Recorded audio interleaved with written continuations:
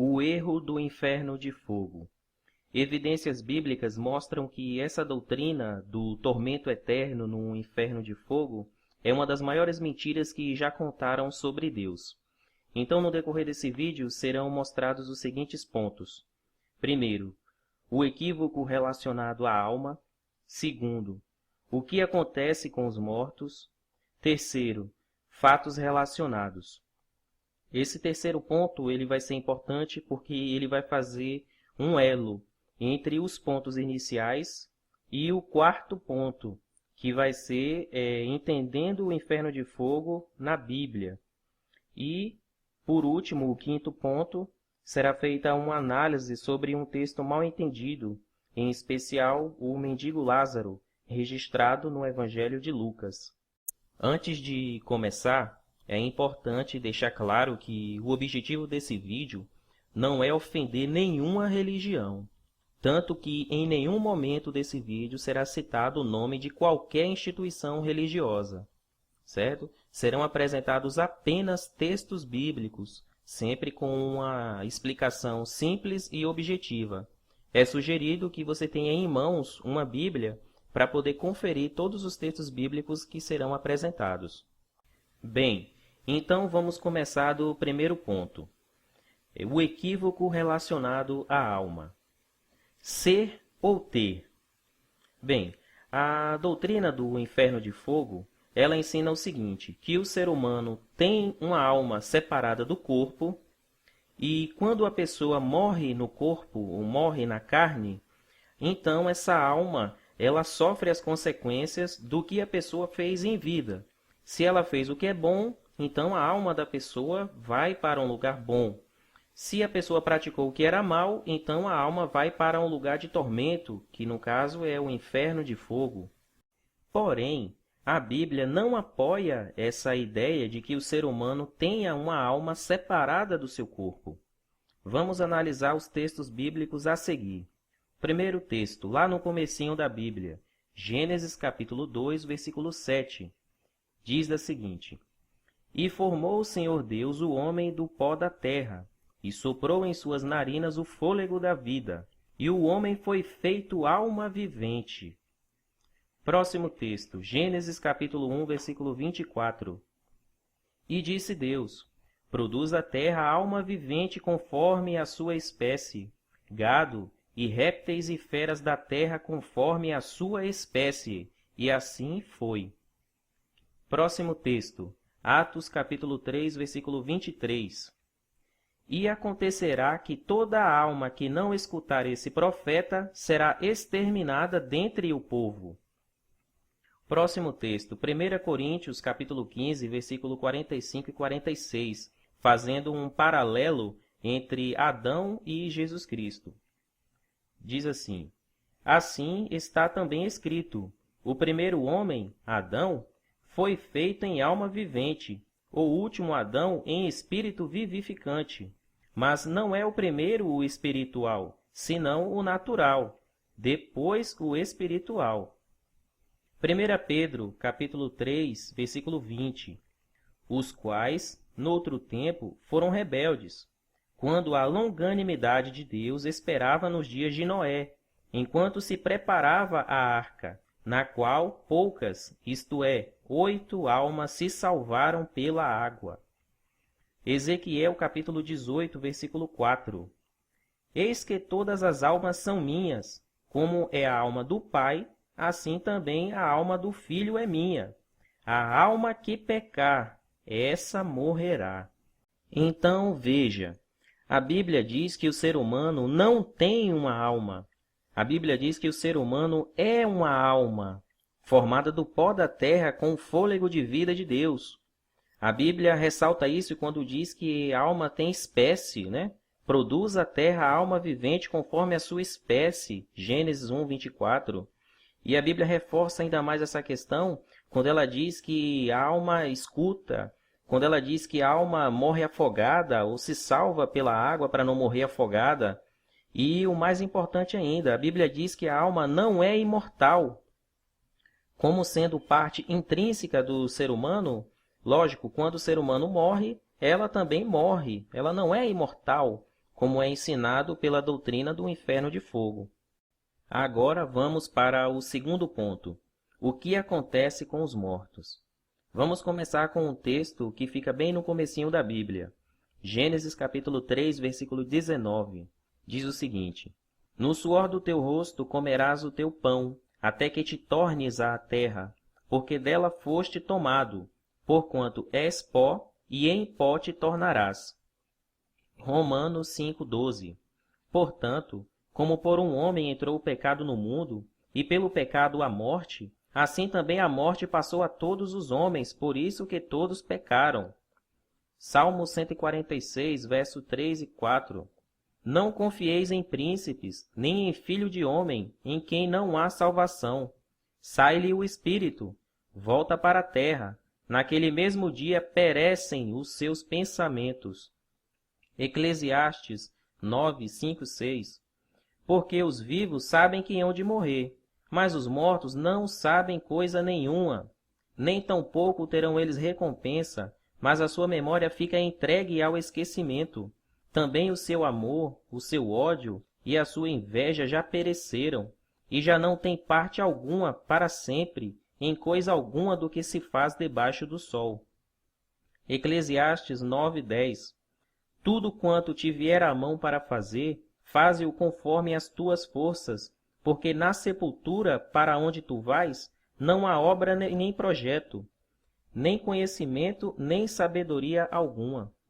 Nós vemos nesses textos aqui a relação do ser humano com a morte. Então, o primeiro texto apresentado, de Gênesis 3:19, é um texto muito conhecido, né? A sentença de Deus para Adão. Ele disse ali que Adão voltaria para o pó, porque do pó ele tinha sido tomado. No livro de Romanos 5:12, ele nos mostra que a morte tem passado de geração para geração, como se fosse uma doença sem cura, até o momento sem cura. No Salmo 146, 3, 4, ele explica bem detalhadamente o que acontece, né? O ser humano perde o fôlego de vida e volta para o pó. Esses dois textos aqui à direita de Eclesiastes, então ele nos mostra o que acontece com os mortos. Ele diz aqui que os mortos não sabem coisa nenhuma, não sentem dor, não fazem projeto, não sentem ódio, não fazem nada, não estão conscientes de absolutamente nada no estado da morte. Vamos continuar vendo mais textos sobre o que acontece com os mortos. Próximo texto. Eclesiastes 12, 7. Diz assim: E o pó volte à terra, como o era, e o espírito volte a Deus, que o deu. Eclesiastes 3, 19 e 20. Porque o que sucede aos filhos dos homens, isso mesmo também sucede aos animais. E lhes sucede a mesma coisa. Como morre um, assim morre o outro. E todos têm o mesmo fôlego. E a vantagem dos homens sobre os animais não é nenhuma, porque todos são vaidade. Todos vão para um lugar, todos foram feitos do pó, e todos voltarão ao pó. Próximo texto, Isaías 38, 18 e 19. Porque não te louvará a sepultura, nem a morte te glorificará. Nem esperarão em tua verdade os que descem à cova. O vivente, esse te louvará, como eu hoje o faço. O pai aos filhos fará notória a tua verdade. Salmo 115, 17. Os mortos não louvam ao Senhor, nem os que descem ao silêncio. Analisando esses novos textos que foram apresentados, nós percebemos que a Bíblia não entra em contradição.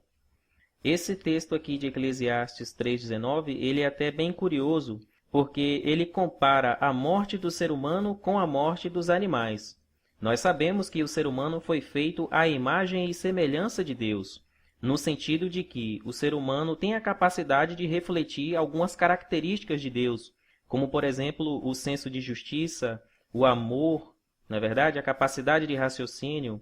É lógico que o ser humano é bem inferior a Deus, mas ele tem a capacidade de refletir essas características de Deus. Por isso que a Bíblia diz que o ser humano foi feito à imagem e semelhança de Deus. No entanto, nós percebemos aqui no livro de Eclesiastes 3:19 e 20 que a morte do ser humano é semelhante à morte dos animais. Nós percebemos aqui que ambos perdem o fôlego de vida e voltam ao pó. Mais uma vez, a Bíblia reforça também que na sepultura não há projeto. A Bíblia diz que os mortos não louvam a Deus, não glorificam a Deus. Não é verdade?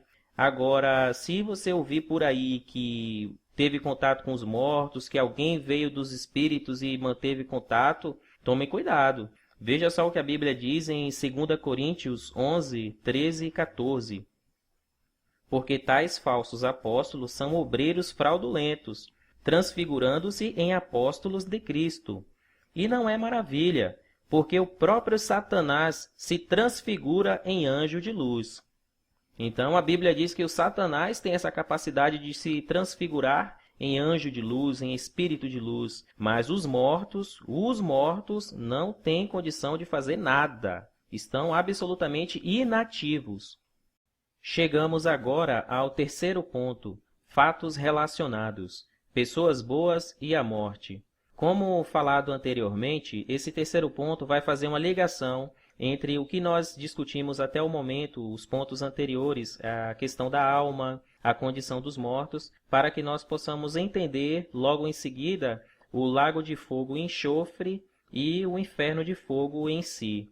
Vamos analisar agora textos que mostram a relação ou a perspectiva de algumas pessoas boas registradas na Bíblia sobre a morte. Então, o primeiro texto será o de João 11, do 11 ao 14, que diz assim: Assim falou, e depois disse-lhes: Lázaro, o nosso amigo, dorme, mas vou despertá-lo do sono. Disseram, pois, os seus discípulos: Senhor, se dorme, estará salvo. Mas Jesus dizia isto da sua morte. Eles, porém, cuidavam que falava do repouso do sono. Então Jesus disse-lhes claramente: Lázaro está morto. Próximo texto, Jó 3, versículo 13. Porque já agora jazeria e repousaria, dormiria, e então haveria repouso para mim. Próximo texto, Jó 14, versículo 14 e 15. Morrendo o homem, porventura tornará a viver? Todos os dias de meu combate esperaria, até que viesse a minha mudança. Chamar-me-ias, e eu te responderia, e terias afeto à obra de tuas mãos. Então, nós percebemos aqui, o texto de João 11, do 11 ao 14, que o próprio Jesus Cristo comparou a morte ao estado do sono. Ele falou ali sobre Lázaro, irmão de Marta, seu amigo em especial, que já havia 3 dias, que ele estava morto. E Jesus Cristo comparou ao estado que ele estava ao sono. Outro exemplo aqui de Jó, esse servo fiel que passou por um momento muito difícil, ele comparou a morte a um estado de descanso. Ele, pelo sofrimento que estava passando, ele desejou morrer e repousar, ter descanso de todo o labor que ele estava passando ali. Mais à frente, no capítulo 14, versículo 14 e 15, ele ainda dá um exemplo de fé, mostrando que Deus tinha a capacidade de trazê-lo de volta da condição de morto. Continuando o terceiro ponto, fatos relacionados, agora vamos analisar um texto muito interessante, que fala sobre Jesus Cristo e Davi. É o texto de Atos, capítulo 2, do versículo 29 ao 36. Diz o seguinte: Homens, irmãos, seja-me lícito dizer-vos livremente acerca do patriarca Davi, que ele morreu e foi sepultado, e entre nós está até hoje a sua sepultura. Sendo, pois, ele profeta, e sabendo que Deus lhe havia prometido com juramento que do fruto de seus lombos, segundo a carne, levantaria o Cristo, para o assentar sobre o seu trono. Nesta previsão, disse da ressurreição de Cristo, que a sua alma não foi deixada no inferno, nem a sua carne viu a corrupção.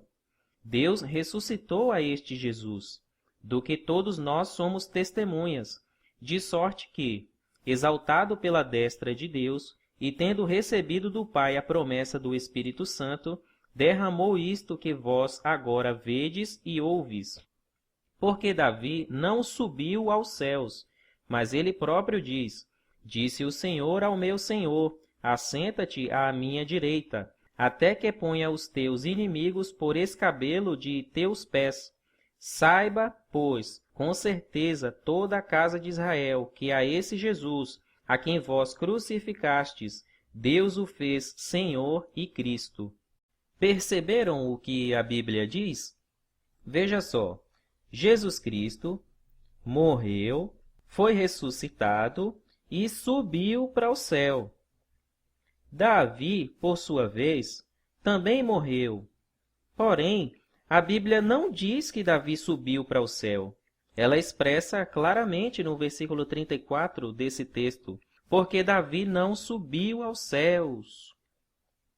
Então, nós percebemos aqui uma grande diferença. Davi, ele era um rei ungido e era profeta. Se Davi, sendo um homem justo diante de Deus, morreu e não foi para o céu, então onde é que ele está agora? A Bíblia deixa claro, como nós vimos anteriormente, ele está morto, simplesmente descansando na morte, como todos os outros homens, todas as outras pessoas do seu tempo. É certo que, por Davi ter sido um servo fiel de Deus, ele tem uma boa perspectiva para o futuro. Apesar de agora ele estar morto, quando na ressurreição ele receberá a recompensa pela fidelidade e pelo serviço prestado a Deus em vida. Porém, não vamos nos aprofundar muito nessa questão da ressurreição, porque senão a gente vai acabar saindo do tema principal, que é o entendimento da doutrina do inferno de fogo. Chegamos agora ao nosso quarto ponto, entendendo o inferno de fogo na Bíblia, símbolo de destruição. Pelo que nós já vimos até agora, já dá para perceber que tem alguma coisa errada com a doutrina do inferno de fogo. Mas é necessário analisarmos o significado de alguns símbolos usados na Bíblia. Então vamos analisar aqui o próximo texto. Marcos 9, 47 e 48. E se o teu olho te escandalizar, lança-o fora. Melhor é para ti entrares no reino de Deus com um só olho, do que, tendo 2 olhos, seres lançados no fogo do inferno, onde o seu bicho não morre, e o fogo nunca se apaga. Vamos deixar essa ilustração aqui do lado direito, depois ela vai ser usada. Vamos analisar o próximo texto que também fala sobre essa questão de fogo do inferno. Mateus 18, 9. E, se o teu olho te escandalizar, arranca-o e atira-o para longe de ti.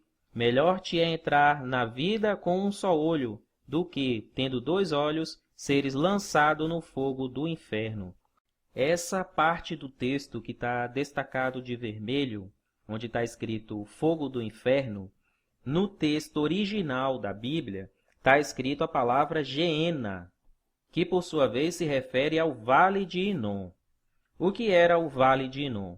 O Vale de Inom era um local que ficava geograficamente localizado nos arredores de Jerusalém. Tempos antes de Jesus vir à Terra como homem, esse local era usado para fazer sacrifícios idólatras, sacrifícios a deuses pagãos, sacrifícios até humanos, de crianças. Já nos tempos em que Jesus chegou à Terra para poder pregar o Evangelho, consumar o sacrifício de resgate, esse local, o Vale do Inom, já não era mais usado para fazer sacrifícios pagãos. Esse local agora era utilizado para como se fosse um lixão. Nesse local eram lançados os dejetos de lixo produzidos dentro da cidade. Alguns cadáveres até também de animais mortos, e alguns pesquisadores também informam que nesse local eram lançados até cadáveres humanos, cadáveres de pessoas que eram consideradas indigentes ou pessoas não dignas de receberem uma sepultura.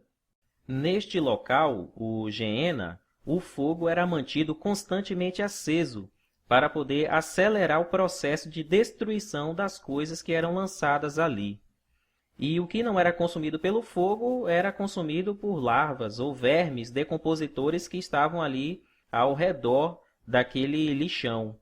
Então, por que Jesus usou o Geena ardente como um exemplo? Jesus Cristo estava querendo mostrar, ensinar às pessoas que Deus é capaz de promover uma destruição completa, assim como era usado o Geena, como era o objetivo do Geena. As coisas que eram lançadas ali não tinham o objetivo de serem lançadas para serem preservadas em tortura. O objetivo de se lançar algum dejeto no Geena, era destruir, extinguir, obliterar, exterminar, destruir por completo. Não era para se preservar em tortura. Por isso que Jesus Cristo usou o Geena como exemplo de destruição eterna. Com relação ao que o Israel antigo praticava no Vale do Inom, veja só o ponto de vista de Deus sobre o que eles faziam lá. Jeremias 32, 35, está escrito: E edificaram os altos de Baal, que estão no vale do filho de Inom, para fazerem passar seus filhos e suas filhas pelo fogo a Moloque, o que nunca lhes ordenei, nem veio ao meu coração que fizessem tal abominação, para fazerem pecar a Judá. Então, o que era praticado no Vale do Inom, sacrifícios humanos, sacrifícios de pessoas, queimar pessoas em fogo. Deus disse que essa questão nunca veio ao seu coração e que isso para ele era uma abominação. Continuando o quarto ponto, entendendo o inferno de fogo na Bíblia. O que se passa pelo coração de Deus?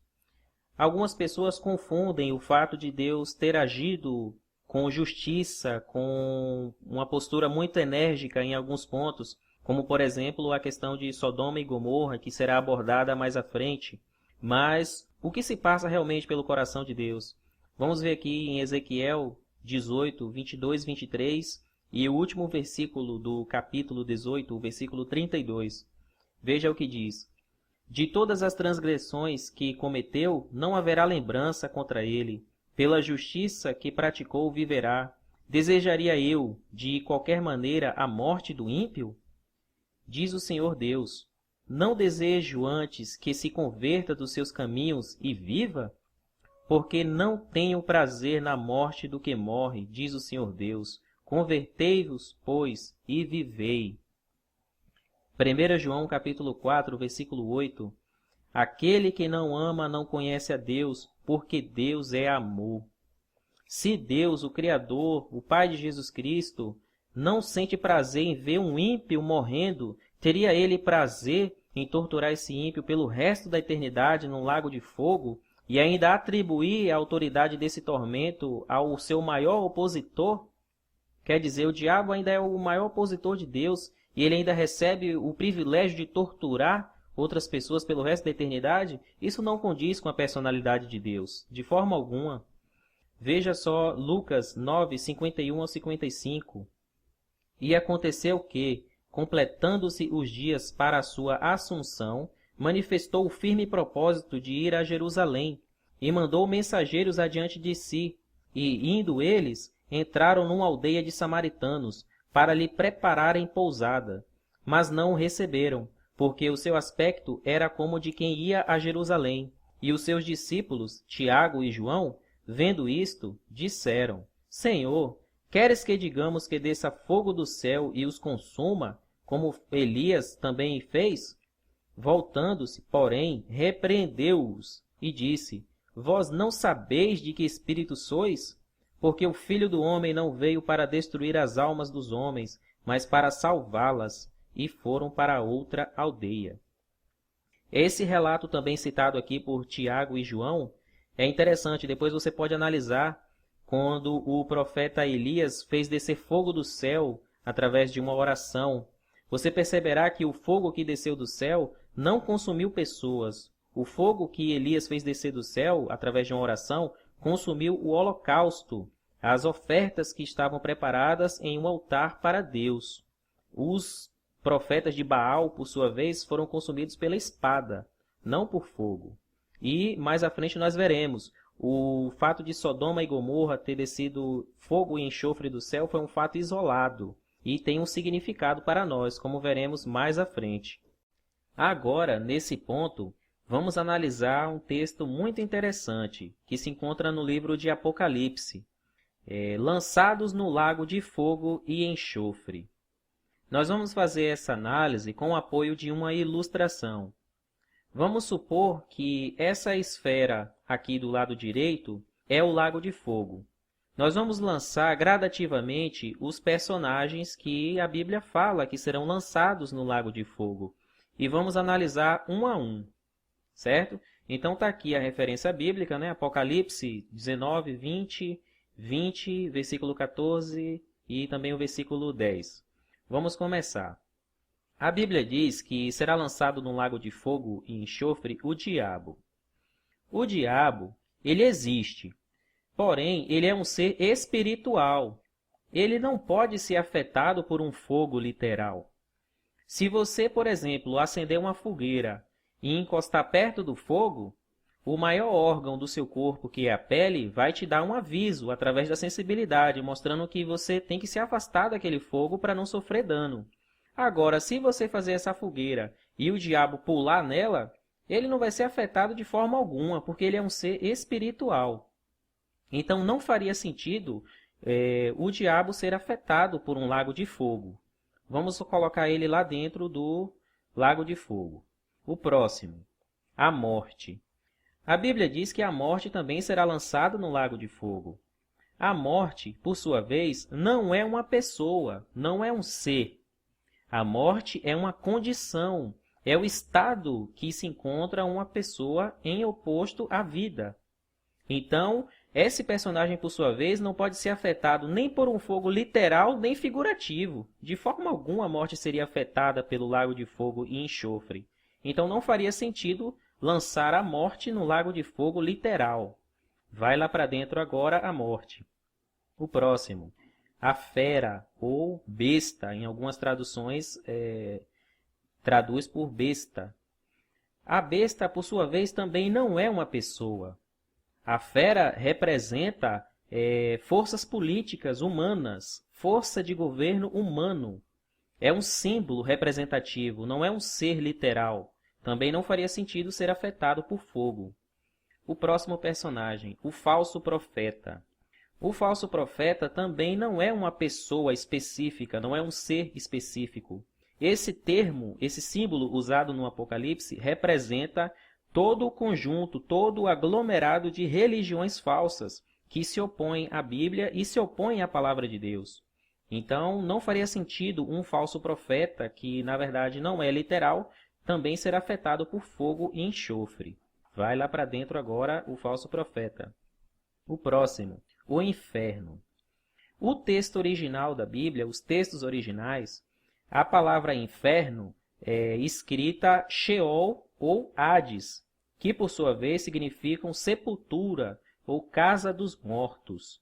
Então, não faria sentido também ser afetado por fogo literal, o inferno.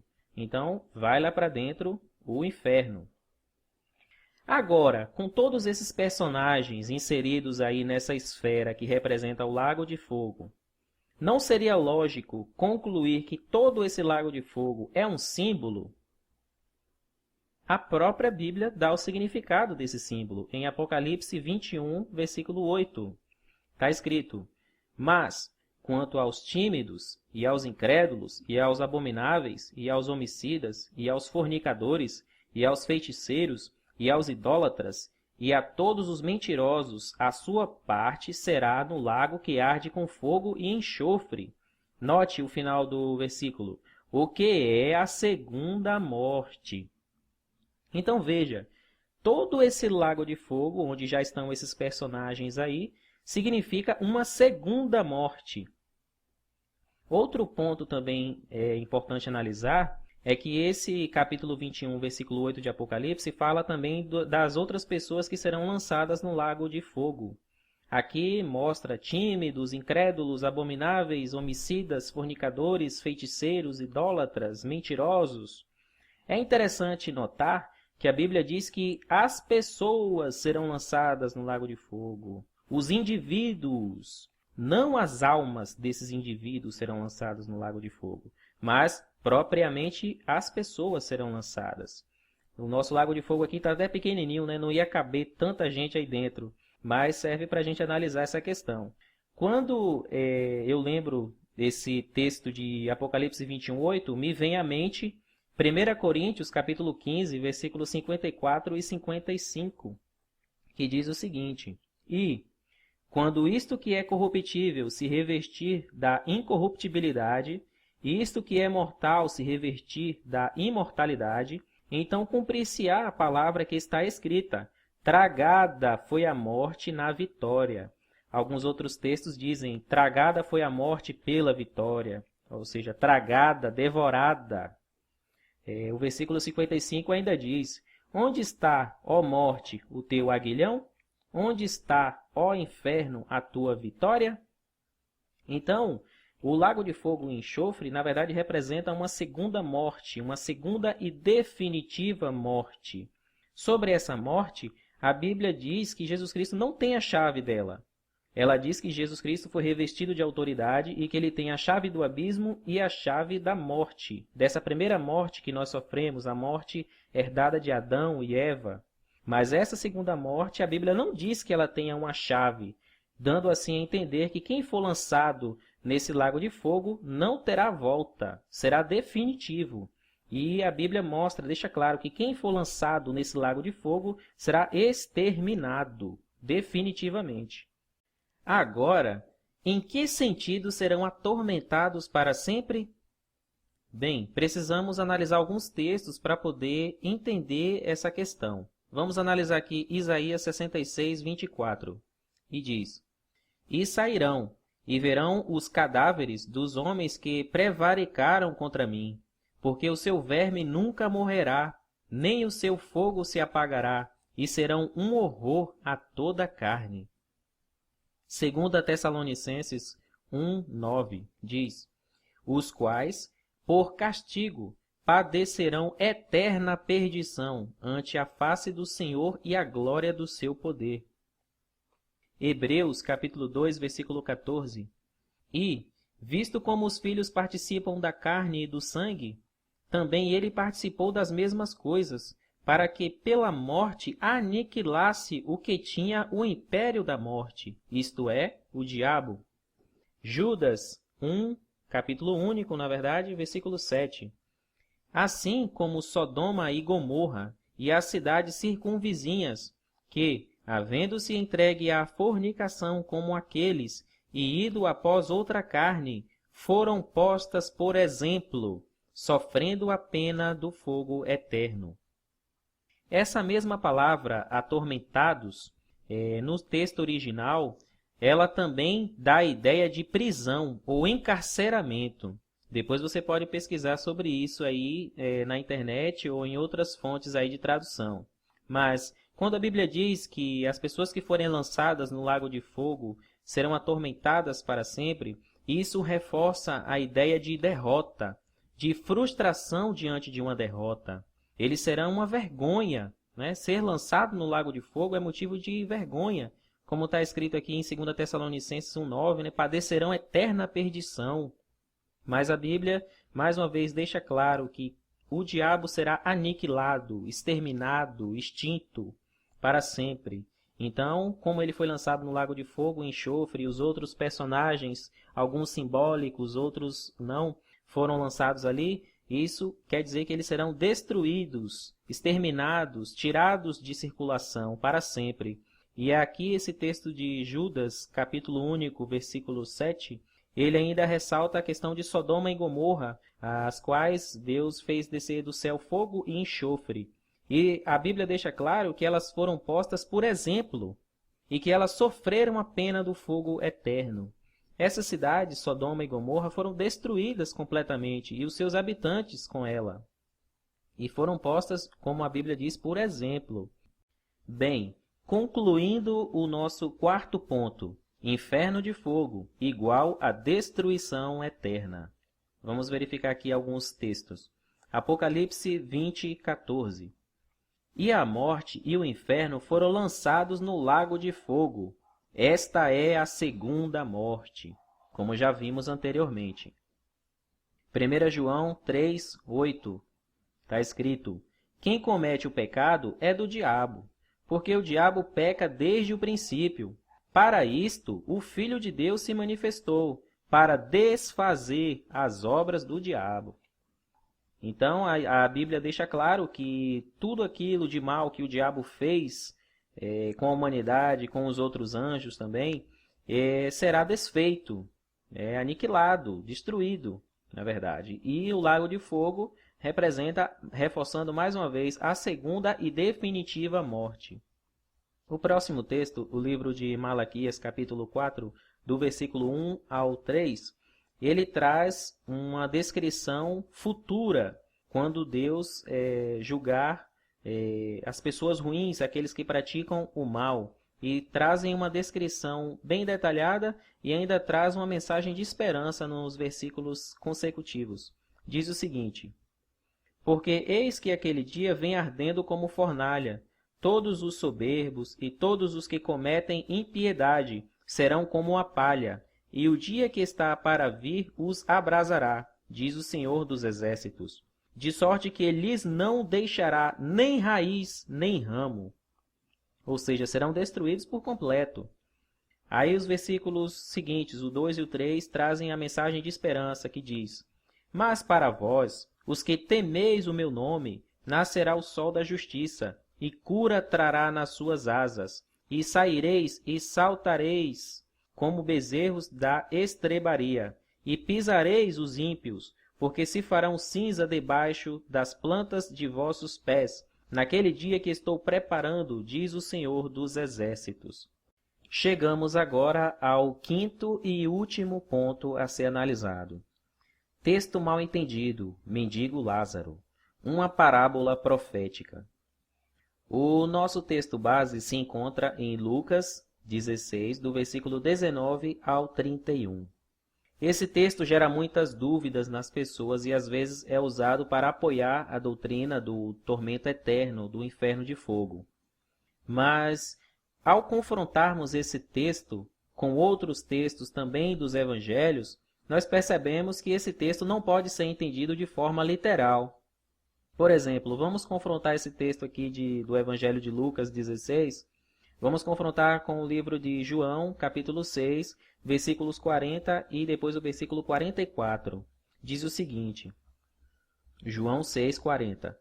Porquanto a vontade daquele que me enviou é esta, que todo aquele que vê o Filho e crê nele tenha a vida eterna, e eu o ressuscitarei no último dia. Versículo 44. Ninguém pode vir a mim se o Pai que me enviou não o trouxer, e eu o ressuscitarei no último dia. Ora, a parábola do Evangelho de Lucas 16, lá fala que havia um homem rico e um mendigo pobre.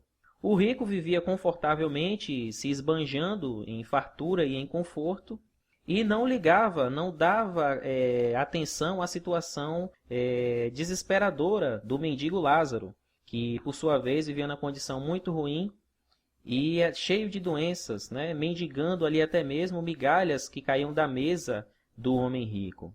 Acontece que ambos morrem e o mendigo Lázaro, por sua vez, é levado a um lugar agradável, a um lugar confortável, no seio de Abraão, enquanto o rico é levado para um lugar desconfortável, onde ele deseja até mesmo beber um pouco de água e não consegue.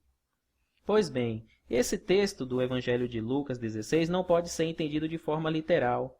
Você percebe aqui no livro de João 6, 40, versículo 44, que Jesus fala da ressurreição, de ressuscitar aquele que crê nele no último dia. Não faria sentido ressuscitar quem já está vivo, e ainda mais quem já está vivo em outra situação mais confortável, mais agradável. Outro texto também que fala dessa questão da morte e da ressurreição é o livro de João 11, do 11 ao 14. Nós já vimos esse texto anteriormente, mas vamos relembrar o que ele diz, porque interfere na compreensão desse nosso texto base aqui do mendigo Lázaro. O texto de João 11 diz o seguinte: Assim falou, e depois disse-lhes: Lázaro, o nosso amigo, dorme, mas vou despertá-lo do sono. Disseram, pois, os seus discípulos: Senhor, se dorme, estará salvo. Mas Jesus dizia isto da sua morte. Eles, porém, cuidavam que falava do repouso do sono. Então Jesus disse-lhes claramente: Lázaro está morto. Então nós percebemos, em outras passagens dos evangelhos, que Jesus Cristo conhecia bem o contexto da morte. Ele sabia muito bem a condição dos mortos e sua total inatividade. Outro ponto também que pode ser analisado é aquele momento em que os saduceus lançam uma questão para Jesus responder, onde eles apresentam uma situação em que uma mulher fora tomada por esposa por 7 irmãos, 7 homens da mesma família consecutivamente. À medida que um irmão morria, essa mulher, na hierarquia, seguindo a hierarquia dessa família, era tomada pelo seguinte irmão, e assim sucessivamente até que todos os irmãos morreram e essa mulher foi esposa de todos esses homens em vida. E os saduceus, eles lançam a questão seguinte, que na ressurreição, de quem essa mulher seria esposa? E Jesus Cristo ali, através da resposta dele e outras passagens também do Evangelho, ele mostra que conhecia bem a questão da morte, a situação dos mortos, e ressaltando assim que esse texto de Lucas 16, 19 ao 31 não pode ser entendido de forma literal. Bem, então como podemos entender a parábola do mendigo Lázaro? Para isso, precisamos expandir nossa visão sobre o contexto da missão de Jesus Cristo, sobre o contexto do Evangelho. Nesta parábola, estão envolvidas 2 classes de adoradores de Deus, uma classe favorecida e outra não, uma classe privilegiada e outra sem acesso a privilégios diante de Deus. Então, o que acontece? O rico, ele representa a classe dos líderes da lei, dos intérpretes da lei do povo de Israel. No livro de Lucas, capítulo 7, versículo 30, lá fala que os fariseus e os intérpretes da lei recusaram o arrependimento. E foi justamente isso que aconteceu. Quando Jesus Cristo veio em forma de homem, o Messias prometido, pregando o evangelho, pregando arrependimento, eles o rejeitaram. Eles não reconheceram que Jesus Cristo era o Messias prometido. Na verdade, eles não quiseram reconhecer, porque as evidências eram claras, são claras, né? Enfim, então eles representam essa classe. O rico da parábola representa a classe dos líderes da lei mosaica, que representavam a lei mosaica diante do povo de Israel. Jesus Cristo, ele é tão perspicaz na ilustração dessa parábola que ele descreve até a roupa, o tecido da roupa desse rico, e evidenciando assim que a mensagem era direcionada para eles, para os líderes fariseus daquela época. E o mendigo Lázaro, por sua vez, ele representa a classe de adoradores desfavorecida até o estabelecimento da graça. Conforme o livro de Gálatas, capítulo 3, versículo 28, agora, debaixo da graça, após a consumação do sacrifício de resgate de Jesus Cristo, não há mais favoritismo. Lá diz que não há grego, não há judeu, não há rico, não há pobre, na verdade, né? Todos são um em Cristo Jesus. E o mendigo representa essa classe que antes era desfavorecida, que não tinha privilégios na adoração de Deus. O mendigo representa essa classe. O mendigo, ele era pobre espiritualmente. E o fariseu, ele era rico aqui espiritualmente também. Apesar de os fariseus serem realmente ricos, né? Naqueles tempos, eles eram homens importantes da sociedade. Mas a parábola em si, o sentido dela é espiritual. A morte dos dois. O que significa essa morte dos dois? Significa justamente o estabelecimento da graça. Conforme Romanos 10, 4, diz que o fim da lei é Cristo. Ou seja, Jesus Cristo quebrou a antiga aliança e estabeleceu uma nova aliança, trazendo assim oportunidades para todos aqueles que desejassem exercer fé em Deus, exercer fé na palavra de Deus e, por conseguinte, ter acesso a Ele por meio do sacrifício de Jesus Cristo. O livro de Gálatas, capítulo 2, versículo 16 ao 21, fala que o apóstolo Paulo, ele usou a seguinte ilustração, que ele estava morto para a lei. morto para a lei para poder viver para Deus. Então o apóstolo Paulo conhecia esse contexto do Evangelho. E veja também, o mendigo Lázaro, ele foi parar no seio de Abraão. Abraão está morto. E como nós vimos, os mortos não podem se comunicar, não têm sentimento, não têm lembrança, estão num estado de total inatividade. Então, veja o livro de Gálatas, capítulo 3, do versículo 6 ao 14, e depois do versículo 23 ao 29, lá diz que todo aquele que crê se torna filho de Abraão, simbolicamente. Então, está aí o significado da parábola do mendigo Lázaro. Tem toda uma estrutura de simbologias e significados, mas o importante é nós percebermos que Jesus não contradisse a palavra de Deus, o seu Pai, mas ele usou de inteligência para poder expressar uma situação que aconteceria com o estabelecimento da graça. Então, no decorrer desse vídeo, foi mostrado com base na Bíblia que não há alma separada do corpo, a alma não é imortal, a morte é um estado de total inatividade, o Geena ardente se referia ao Vale do Inom, um lugar geograficamente localizado nos arredores de Jerusalém. Nós vimos aí o contexto de uma abordagem de Jesus e nós fizemos também uma breve análise sobre símbolos do Apocalipse. Junto com esse tema, existiam outros temas que poderiam ser agregados ou que estão relacionados ao tema do inferno de fogo, como, por exemplo, a ressurreição, o julgamento, a questão de ir para o céu ou para o paraíso. Mas, enfim, o vídeo acabou ficando maior do que eu esperava. Eu esperava ser mais breve, mais objetivo. Mas, enfim, concluímos então isso aí que foi apresentado no decorrer desse vídeo. A palavra de Deus ela deve ser estudada com muita dedicação, com muito carinho, deve ser pesquisada a fundo. E é importante ressaltar uma questão. Não é porque não existe um tormento eterno de fogo que a gente deve pensar assim, então agora é pó de arroz, agora eu vou andar como eu quero, vou fazer o que me der na telha, vamos pintar e bordar. Não é bem assim. O livro de Hebreus, capítulo 5, versículo 9, diz o seguinte, E, sendo ele consumado, veio a ser a causa da eterna salvação para todos os que lhe obedecem. Então não é bem assim andar de qualquer jeito. Nós temos que realmente andar em conformidade com a palavra de Deus para obtermos aí a salvação.